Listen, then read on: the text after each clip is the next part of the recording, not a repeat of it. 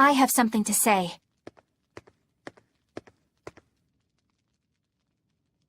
There's something I've been hiding, until now. I've been acting undercover on a special mission for Lord Artorias. I was to watch over the Malik Laphicet and bring him to Abbey headquarters. So vital was the mission. I was to do whatever it took, even kill my fellow exorcists. You were gonna take me to them. I'm sorry for deceiving you, Laphicet. Originally, I was going to get you to lower your guard, then take you in. However, I no longer intend on following the Abbey's orders. You're turning your back on Artorias? No. I still believe in the sincerity of Lord Artorias. That the world he seeks is one that will benefit all humankind. But nevertheless, I simply cannot bring myself to condone the methods he has chosen to achieve that vision, so...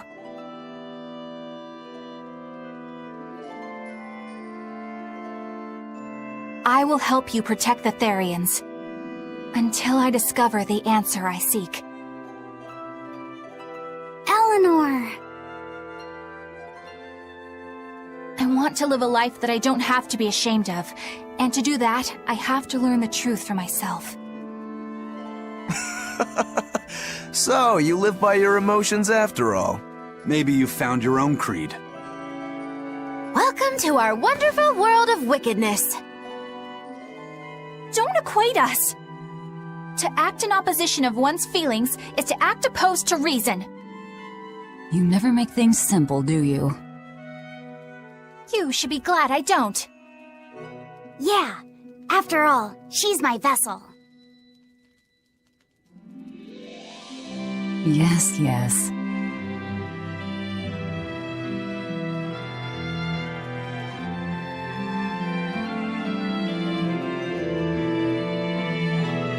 So, I think our next order of business is to find ourselves another Therian. Well, that's the extent of my insight. Anyone got any actual leads?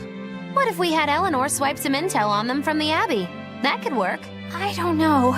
It wouldn't work. Officially, the Abbey still considers her a traitor. So who would leak anything to her? Yeah. Besides, we can't put Laphicet in danger like that. And anyway, Eleanor's terrible at being a spy. Ungracious, but accurate. You know that special underground cell from yesterday? I want to go back there. There's something I want to try out. All right, let's go.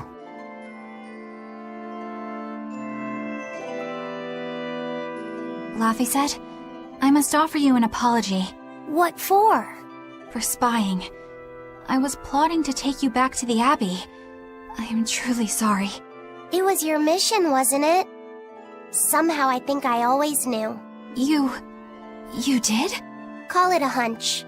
Besides, Velvet was really suspicious of you. Whenever you feel you're doing something wrong, you start to sweat a lot.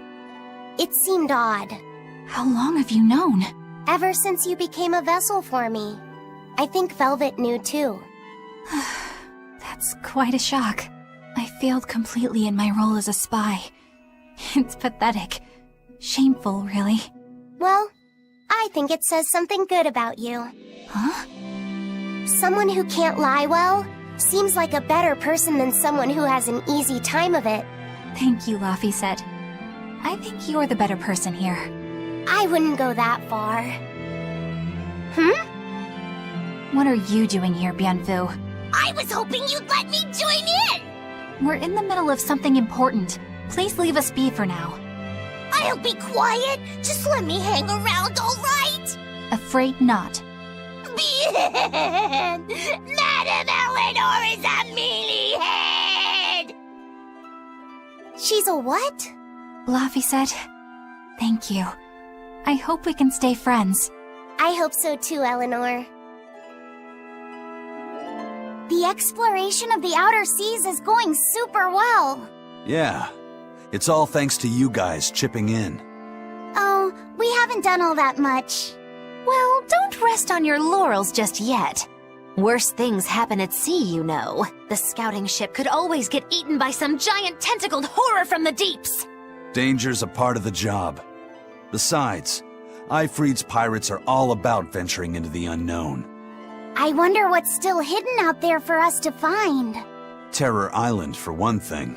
According to ancient legends, it's an island that moves across the outer seas like a ship. Really?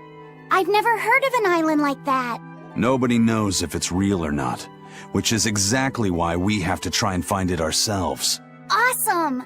I can't wait to get to the bottom of this. Don't get too excited just yet, kiddo. It's good to have enthusiasm and all, but I bet this place is called Terror Island for a reason. I'm not too worried. Like Eisen said, challenging the unknown is what Ifrid's pirates do, no matter what the risk. Looks like you've caught the bug too. Ah, looks like it. Hey, Bienfu, I have a question for you. I know Magilu likes to call herself a witch and all that, but what is she really? The obvious guess would be that she's an exorcist, but I don't think I ever saw her name in the roster. That's not surprising. She is indeed a bona fide dark witch. I should know. I saw one night just how scary she could be. It's enough to keep you awake at night. It was near the crater of a volcano. Above the bubbling magma sat a huge cauldron. Inside the cauldron, a blood-red liquid stickily simmered, boiling in the hellfire heat. When droplets splattered onto Miss Magilu's cheeks, she just cackled and licked it off, and she kept the cauldron boiling for 3 days and 3 nights. What was she making? Strawberry jam. What? What's scary about that? I was just getting to the scary part. Instead of using sugar, she put in soy sauce, cooking wine, and liquor. Soy sauce and strawberries? Is that normal? You wouldn't think so, but that contrasted sweetness, sourness, and saltiness actually makes it taste great. Not that someone like you would understand the appeal. You have to have a refined palate like mine to appreciate it. Wait, I've heard of that. You can boil things in soy sauce and wine to preserve them. When you do it with strawberries, it's called strawberry soup. That's right! Actually, strawberry soup has sea urchin and abalone, not strawberries. It's just called that because the sea urchin plumps up like berries. And it's not preserved either. Really? Well, I had no idea. Wow, I really liked it too. I wonder if the reason she's never made it for me again is because she realized the mix-up.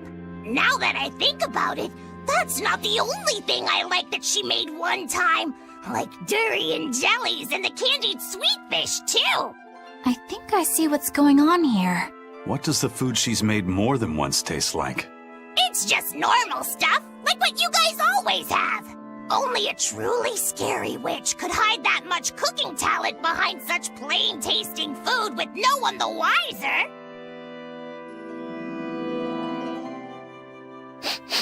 I know this smell. Yeah, it's Prince Percival's fragrant wood perfume. When I told him I'd never smelled it before, he put a little on my sleeve to try it out. I love the smell of the royal family's perfume.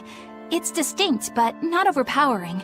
It's made from Pandaria trees, conifers that grow in a snowy land. I've noticed that you and Velvet and Magilu smell nice too. Do you all wear the same perfume? We do? We don't use that stuff, but maybe you're smelling the soap we use. Oh, can only the royal family wear fragrant wood? No. Some fragrances, including the Pandaria scented ones, only the royal family can use, but most don't have any such restriction. If they all smell so good on humans, why doesn't everyone use them? You know, I've never thought about that. Why do you think that is, Eisen?